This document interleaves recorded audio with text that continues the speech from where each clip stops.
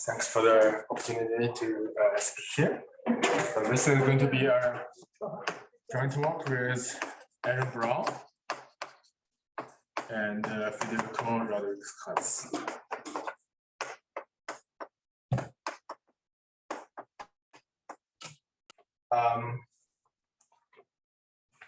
So we will focus on high rank lattices, and for the purpose of this talk, let's just focus on this group SLNZ. This is a lattice inside SLNR. It's a lattice. And for our purpose, I will denote this by gamma and this by G. And lattice means G mod gamma has finite volume.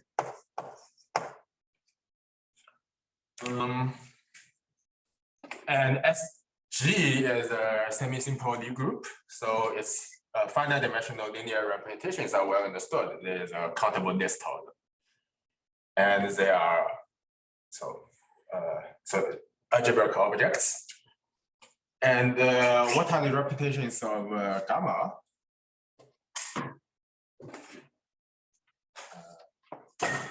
Finite dimensional linear representations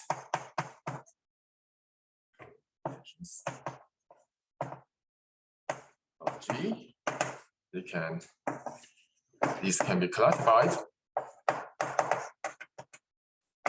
Yes. How about those of gamma? And so that depends on the value of n. First, for n equals 2 and n is greater than or equal to 3, there is a huge difference. When n is 2, SL2Z is virtually free.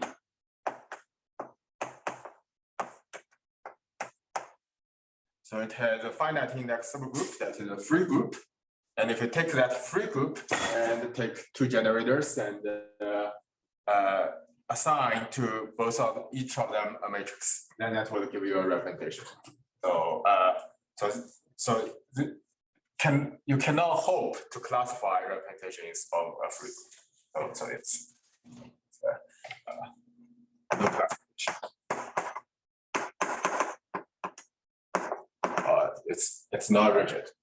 But for n greater than or equal to 3, the situation is very, very different. This is Margulis superrigidity.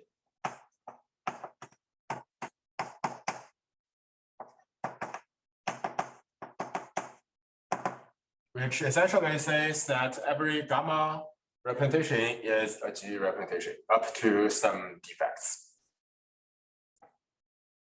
So G is, so what's really used here is that of higher rank, that the real rank of G is that is 2. This is so G is SLNR in this case, and the rank is the dimension of the diagonal subgroup of the Cartan subgroup inside G. So in this case, the rank of SLNR is just n minus 1. When n is 3, it's 2. So because this is when G has high rank, and gamma is irreducible.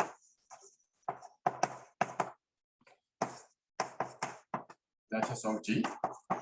Irreducible means gamma has finite covolume inside G, and this does not look like gamma is gamma 1 times gamma 2, and G is G1 times G2, when gamma 1 is a lattice of G1 and gamma 2 is lattice of G2.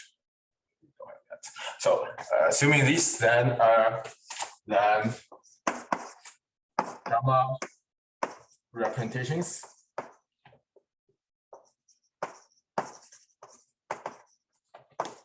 arise from those of G up to certain defects.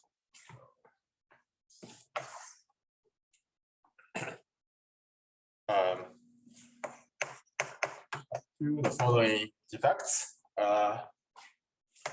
one of the vectors you can pass to finite index subgroups.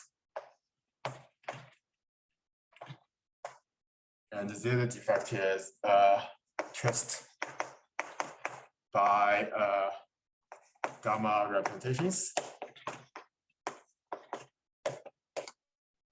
of compact image.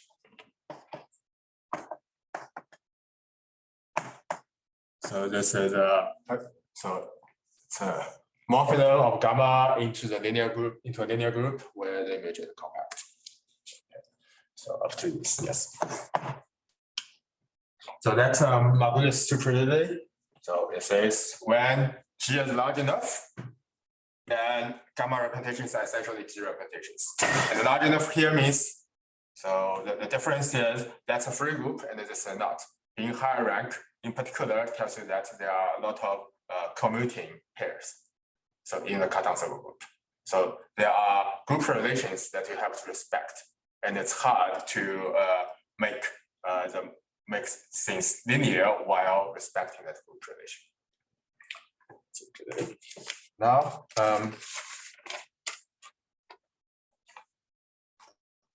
so-called Zimmer program.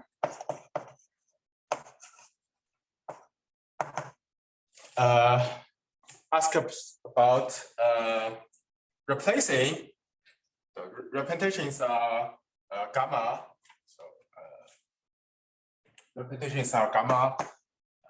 So gamma into GL of a vector space instead of the linear group. What if we take representations of gamma into a different morphism group of a manifold? And okay, for simplicity, let's just say infinity different morphisms. So, and this is the same as saying alpha is an action, smooth action on a manifold. And here M is so a compact smooth manifold.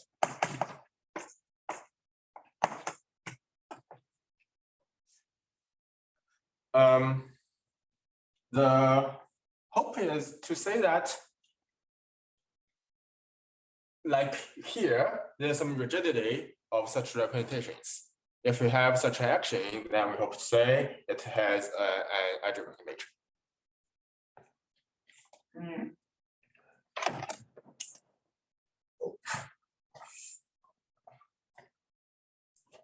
Any examples?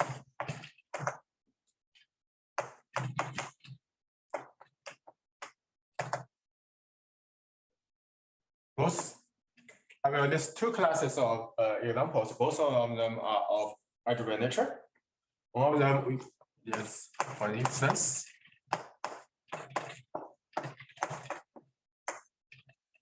we take SLNZ. This in particular, the group of Taurel automorphisms of orientation preserving Taurel automorphisms of the N torus. So that's X. But more generally, you can also let this act on higher dimensional torus if you take a representation of a rational representation of SLM into SLD for larger D. Okay. So, or more generally.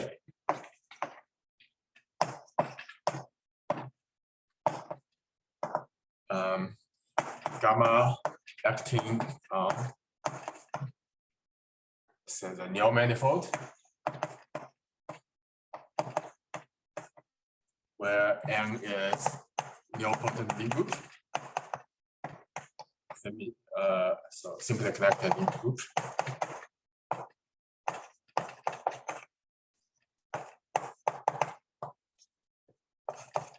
And lambda is the lattice in N, and gamma acts by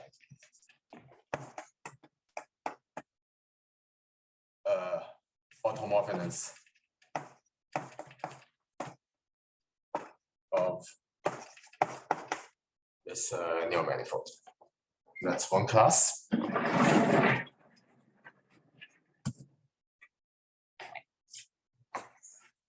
And another class is, for example, you can take gamma is inside G, but G acts on any quotient of G. Okay. Or maybe instead of this, H over lambda, where G has by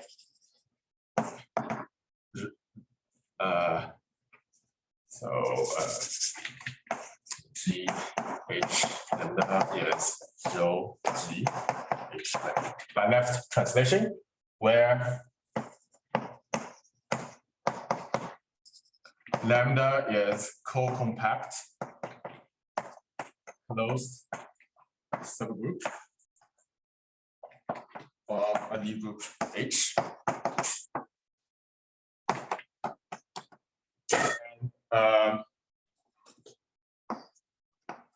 rho is a representation from G into H, G to H, group homomorphism. Okay, and in particular, for instance,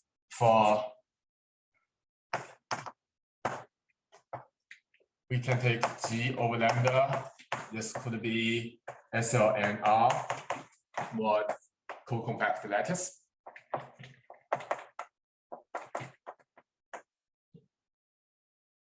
But on the other hand, we can also take lambda does not have to be discrete. Lambda can be, for instance, P, where a parabolic subgroup.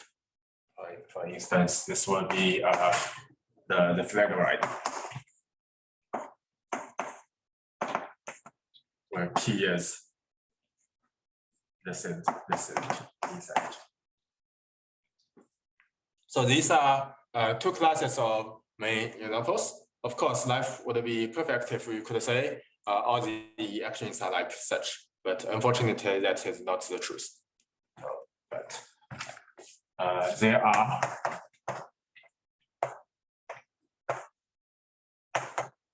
counterexamples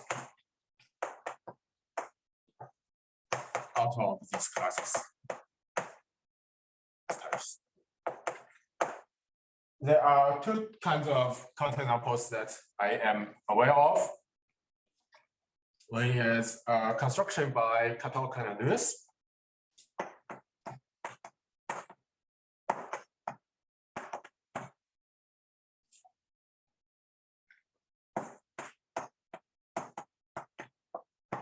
So they will take the standard action like there and take a fixed point, take the origin in a torus, and blow up the origin. So this the origin is fixed by the action, and replace the origin. So and blow up, which means replace it by a copy of the projective space. So instead of this point, so cut out the point that will give you a boundary, which is circle, then glue together the antipode points of the on the circle, and that will be a copy of the real projective space. And there will still be an action on this, and it is still smooth. So if you make the smooth structure correct. So that's one type of counterexamples. This was in the 90s, and the second class of counterexamples was very new. It was only discovered last year.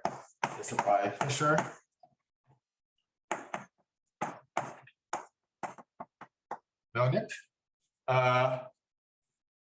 So essentially, it says you can take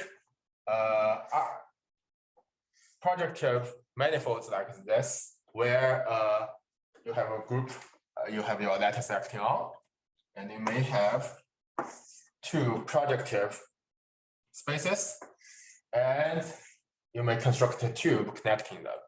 And this is there's some kind of mapping towards flow from in between. So glue two tubes. Okay. So should I think of that cube as, should I think that as being S1 or some higher dimensional torus? This is RPN -1, the end is RPN -1, and this is an interval. So you should just an interval. just an interval. The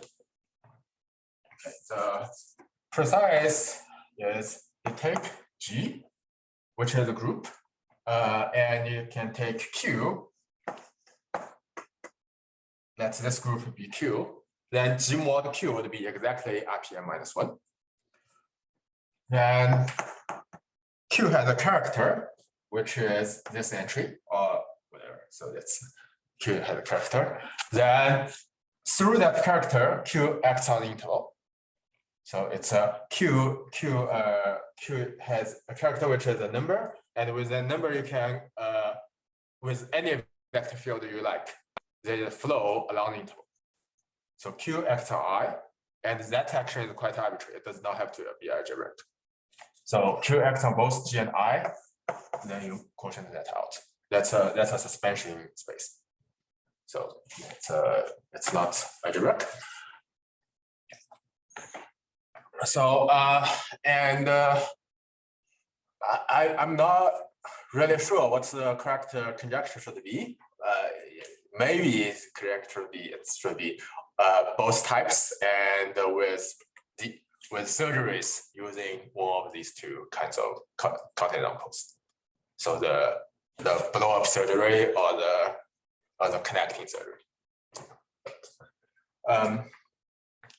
So a general statement or general conjecture is not available, but so the kind of rigidity that you want is available in many cases. For example, when you assume the existence of certain invariant structure, for example, of an invariant affine connection, etc. But in particular, one kind of assumption that you can make is that the dimension of M is small compared to the dimension of G. Sorry, this is a general question to orient myself. So you're thinking about actually the discrete groups on manifolds. Like, I think, okay, I have some understanding of what kind of discrete group doesn't act on a vector space. Is it easy to give an example of a discrete group that doesn't act on any smooth compact manifold? I think there are conjectures with about PX do not act on smooth manifolds. The Hilbert conjecture. Okay, but for a discrete group, is it? I'm just trying to understand. Discrete. Non-linear. Linear. Yeah. I see. Discrete. Okay, so in low dimensions, some of these types are available. For example, acting on a line. So SLNZ etc. cannot act on a line. This has been known for a long time. But general manifolds, I don't know. Okay. Yeah.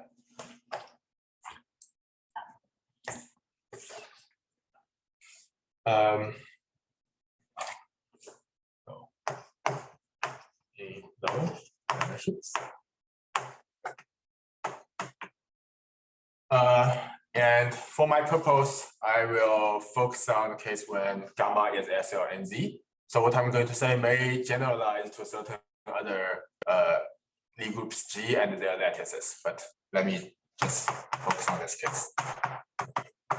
In what's below, gamma will be SLNZ. So recently, Brown-Fisher and Hurtado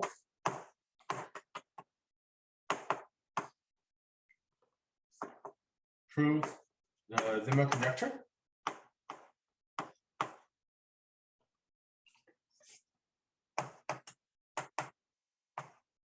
which should be thought of as a baseline conjecture for the entire program. That is, SLNZ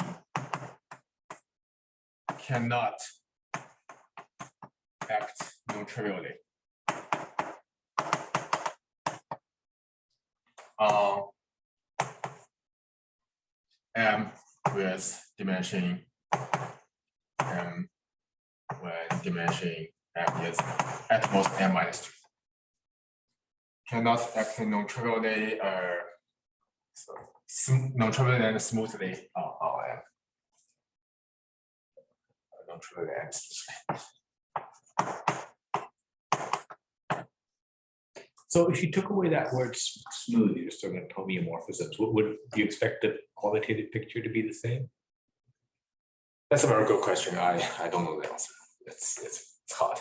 Yeah. I think very recently there are some local rigidity kind of results that have been developed in this case, but yeah, for global rigidity, I'm not.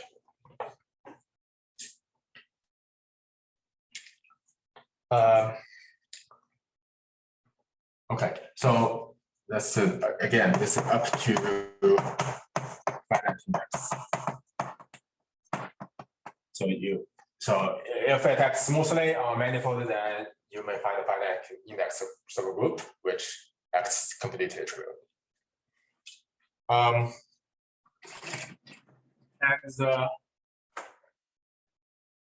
this is when dimension M is M minus 2.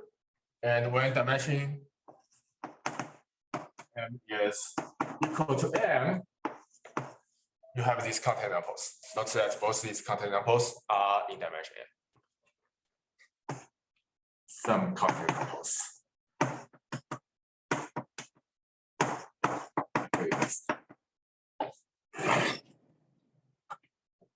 So one may wonder what happens in a critical dimension, that is dimension M minus 1.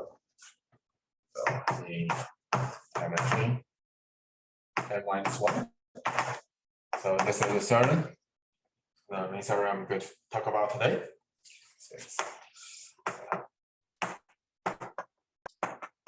I'm going to represent myself.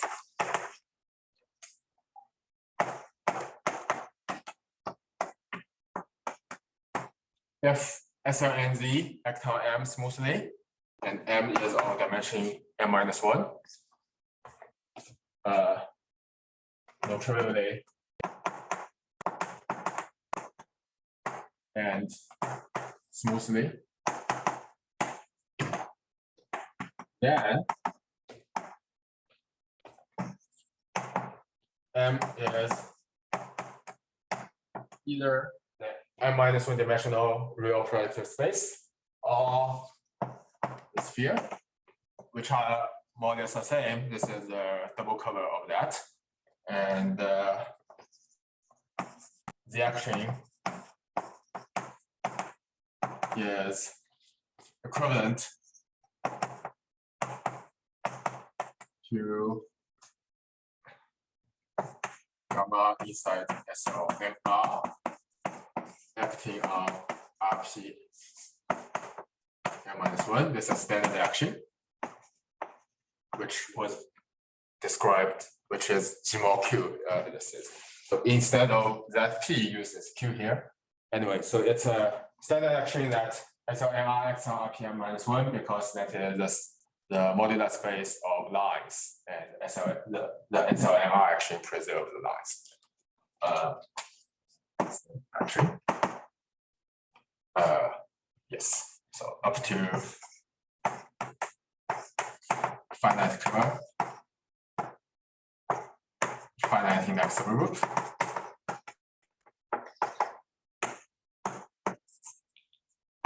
And smooth change of coordinates.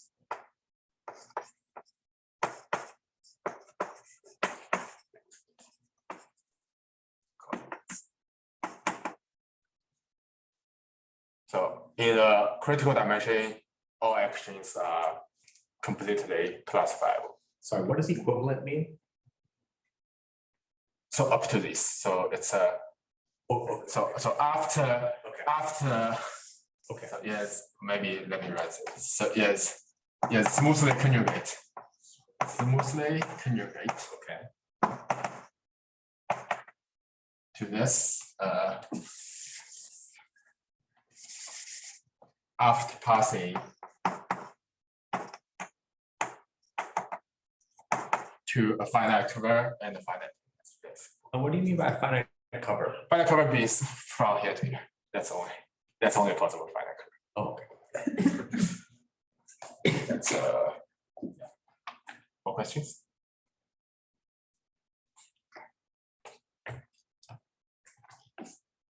Okay, so yeah, so in the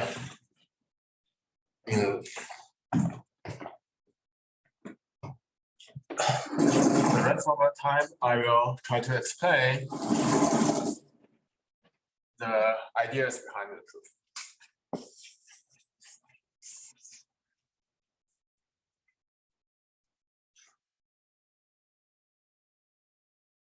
The starting point, when you try to prove something is equivalent to a standard linear action, the standard true that you would try to use is the Zimmer cocycle superrigidity.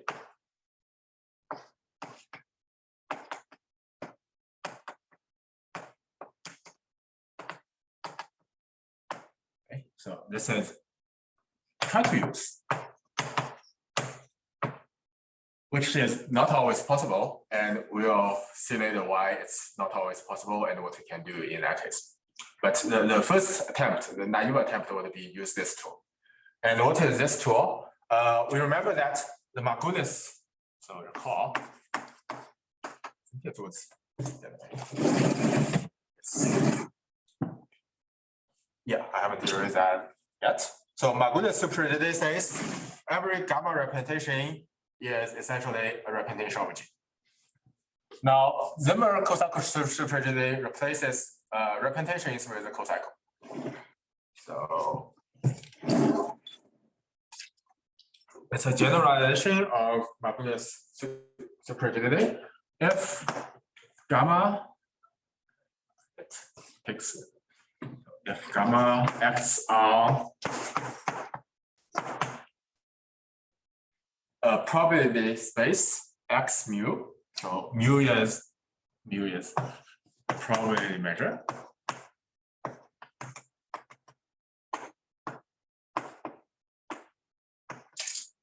Preserved by gamma.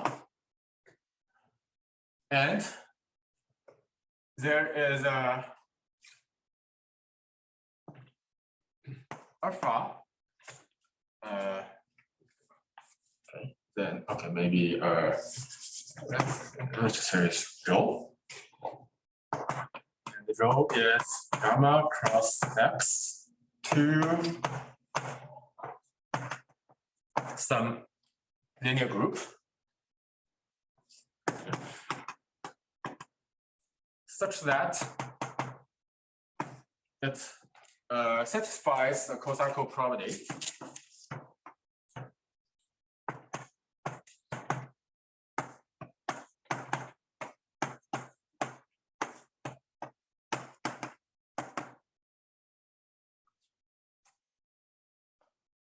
That is, so this is X, and this is a think of that is a base, and gamma 1 sends X to gamma 2X, then it is sent to gamma 1X. And think of, so imagine there is a vector bundle over X, RD. Then there is a matrix assigned to this this map, which has the linear map between bundles from between fibers from this fiber to that fiber, and these linear maps respect the group relation, and that's called a linear cocycle. So it's so from here to here, that is the same as here to here. So So a typical example is if alpha is a smooth section, then dx alpha gamma is a cocycle. So the derivative is a cocycle. The derivative. That's a definition. Then Zimmer cocycle superseded says with the same conditions. Oh, I should not have written that.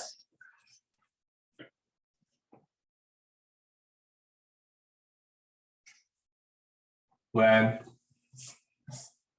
and G has high rank, gamma is irreducible lattice. Then rho arises from a representation of, meaning that you can make a change of coordinates which is measurable in x and linear in the fibers, so that these after the change of coordinates, the cocycle is exactly given by a representation of G. Again, up to certain defects, up to finite x subgroup plus compact valued tests. Essentially, that's true. Okay. And one thing nice about it is, when you say representation G, you mean a cocycle first? No, rather a representation of G. So rho. Okay, so let me be cheating a little bit and forget about these tests. So without these tests, this would say be same as saying the following: rho gamma x will be h gamma x inverse then rho hat gamma and h x, where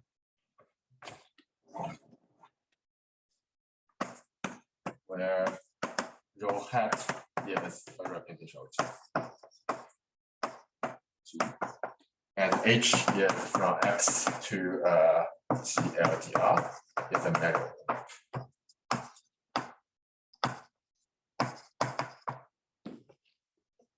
And I should say that all these mu is what I meant is, so this is true for mu almost every x, and here is also true for mu almost every x. So this rho hat is really a representation of G. What is x here? X is the base point. Big X.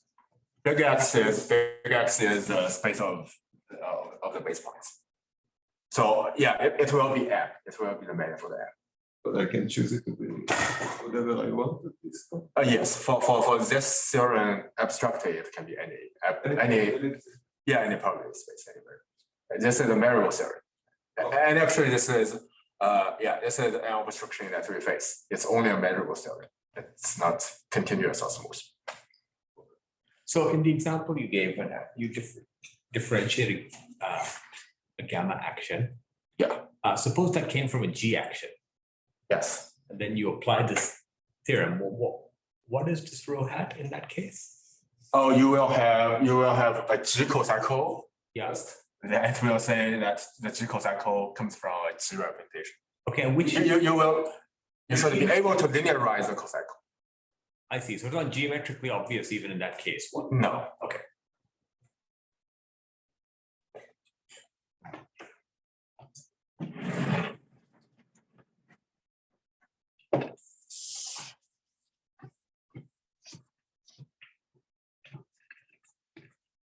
Okay. So why this could be useful, especially in those cases, because you see that when we apply this, x will be more or less again up to some operations. Is think of X as M, the manifold M. But M is of low dimension, and this fiber bundle is this fiber is a tangent space of M.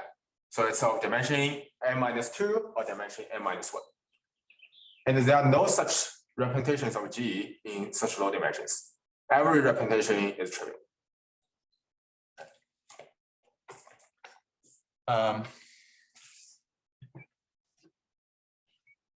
So that will be nice if we can show that this Zimmer cocycle security always applies.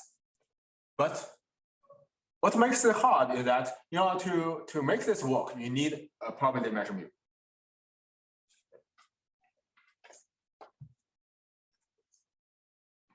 Okay. If this can be applied in dimensions -1, then this is not since there are no representations of G in such dimensions,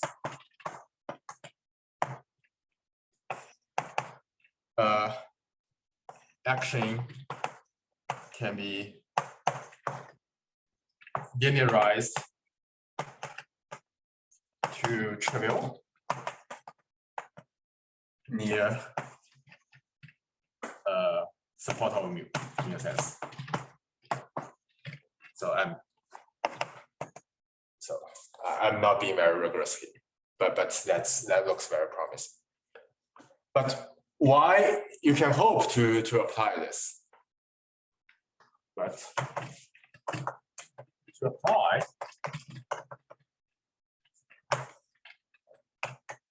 need gamma invariant mu X or M plus.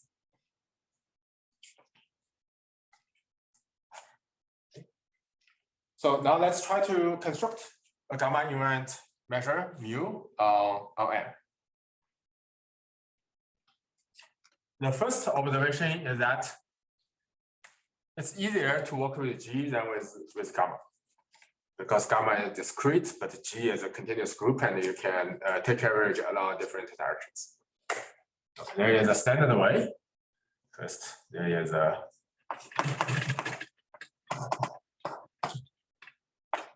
way to translate the dictionary between to pass from gamma actions to G actions, which is called the suspension.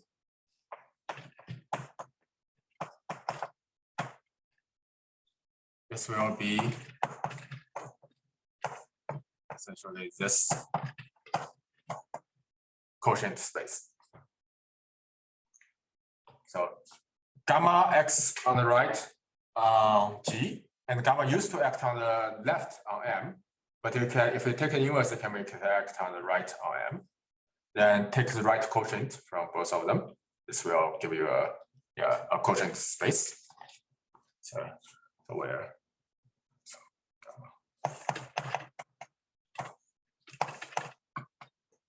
this section is given by Gx gamma is G gamma alpha gamma inverse X. So quotienting out this group relationship will give you a space. This space looks like it's a fiber bundle. The base is G mod gamma, and the fiber is M.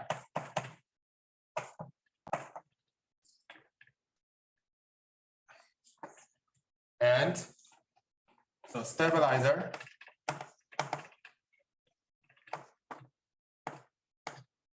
of identity fiber, which is high inverse E gamma, is this gamma itself. And gamma act on this fiber by alpha. Okay. Oh, sorry. I should have said that. And okay. In addition, and G act on M tilde by left translation. Because G acts on G cross M from the left, and then quotient is from the right, so G still acts on left. But that left action, yes, so sends fibers to fibers, and the stabilizer of a particular fiber is gamma. And if you only look at that particular fiber, you will recover alpha. So there's a dictionary between gamma actions and G actions. So now let's forget about gamma actions and go to G actions. So we want to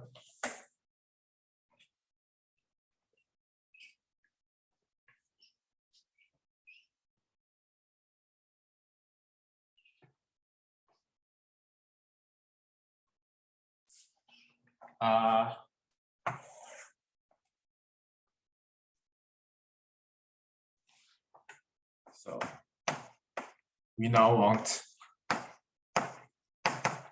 G invariant mu instead of gamma invariant mu. So because the correspondence between gamma invariant measures on M and the G invariant measures on M tilde.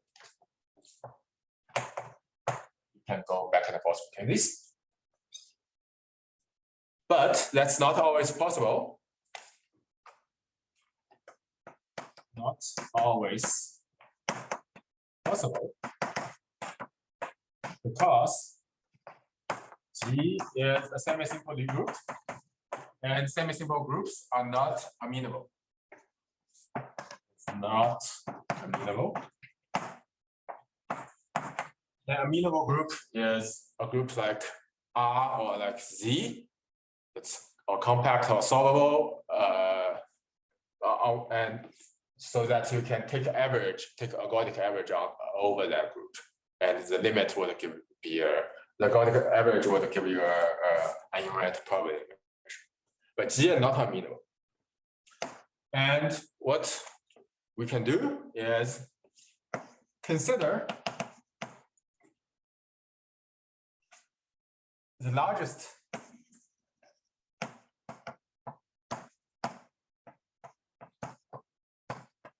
subgroup of G, which is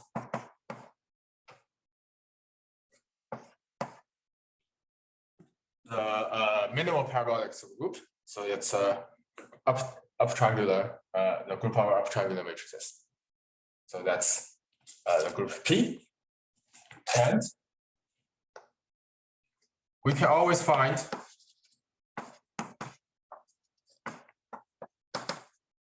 P invariant measures because P is amenable. Okay. Then from here, let me state the main ingredients in this theorem. So the step one in the proof is a criterion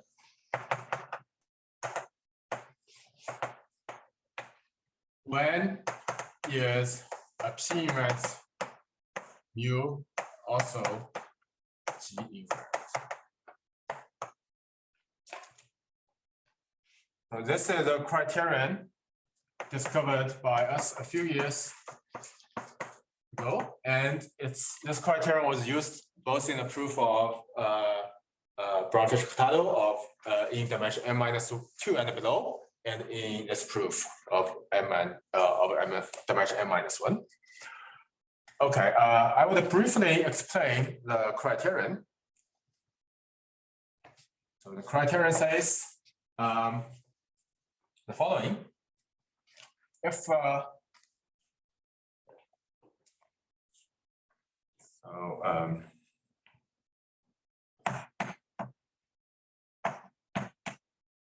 if no Lyapunov exponent of the A action on mu. Now, fiber-wise,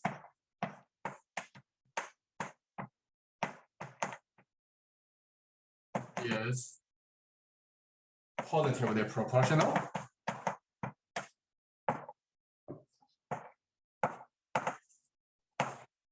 to the roots of G, then mu is G invariant.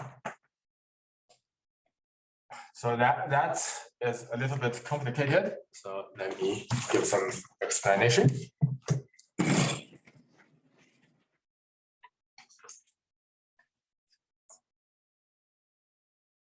So recall that we are now considering the action on M tilde, the suspension space instead of on M.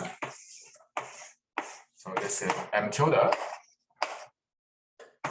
And the fiber, this is M. And there's a measure mu here, which is P invariant. In particular, it is also A invariant, where A is, I should say that A is just a diagonal subgroup. And A is a Cartan subgroup of dimension, and A is isomorphic to Rm-1.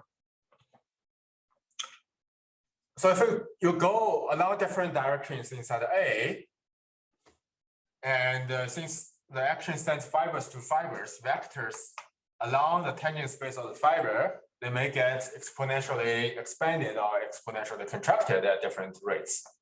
And these different rates are called Lyapunov exponents. So it's Txm. This is Txm, not Txm tilde. I'm only taking the fiber-wise tangent space, which is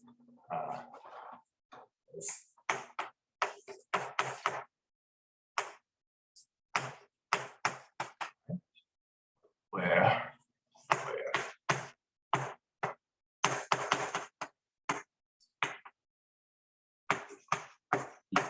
spans E chi at rate e to the chi, where chi is a character.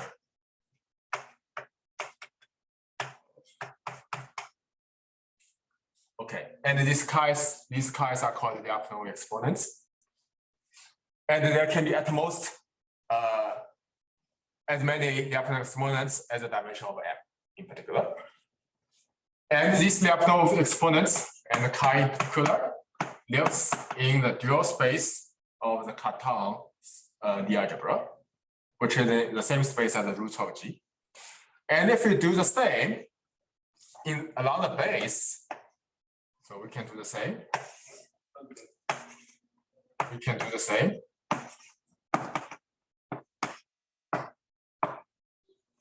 On G mod gamma, then the Lyapunov exponents are the roots of G. Okay. Then the criterion is if there are no collision between the vertical Lyapunov exponents and the horizontal Lyapunov exponents, then the measure is G invariant. Okay. And if this happens, then as we said, things are much easier. So the case that we want to consider is that's not happening. If that is not happening, so the difficult case is that when the criterion doesn't completely apply,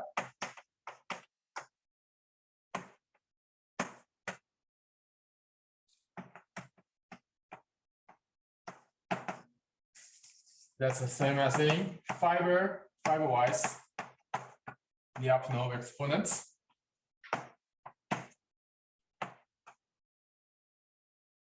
Are proportional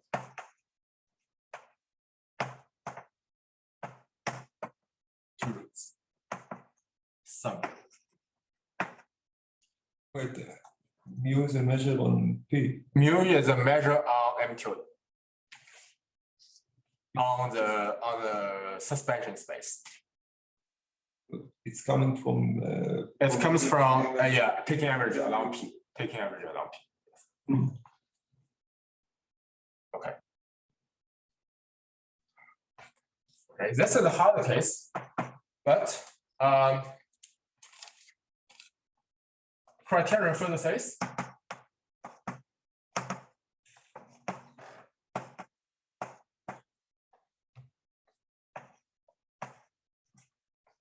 to certain roots, mu is invariant under all root subgroups of G. Root subgroups of G are just the unipotent subgroups, off diagonal unipotent subgroups, the coordinates that don't collide with fiber exponents.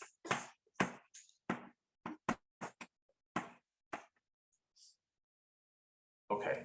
Now what we can say is now, since there are at most m-1 fiber exponents, so you can at most skip m-1 root subgroups. And that's actually why it's the first critical case.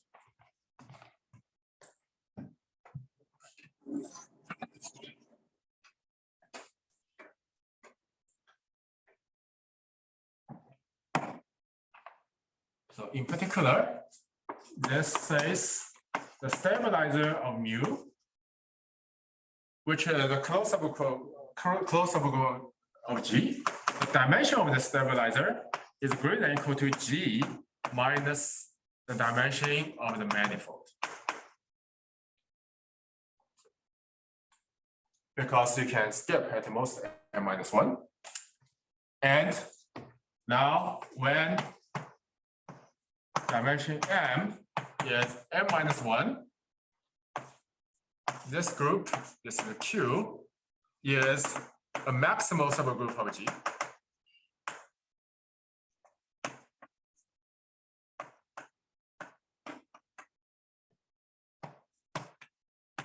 This will tell us that stabilizer of mu is isomorphic to Q, or a transpose of Q, or another version of Q. Okay. And this, okay. And this plus the proof of the criterion would tell us that when the fiber collides with the roots, plus some other arguments, the Lyapunov foliations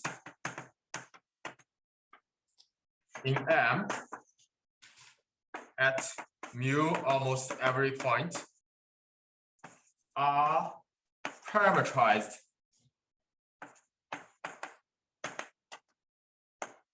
by the corresponding root group.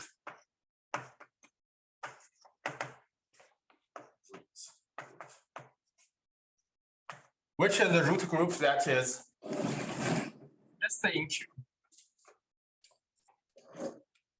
What do you mean parameterized by?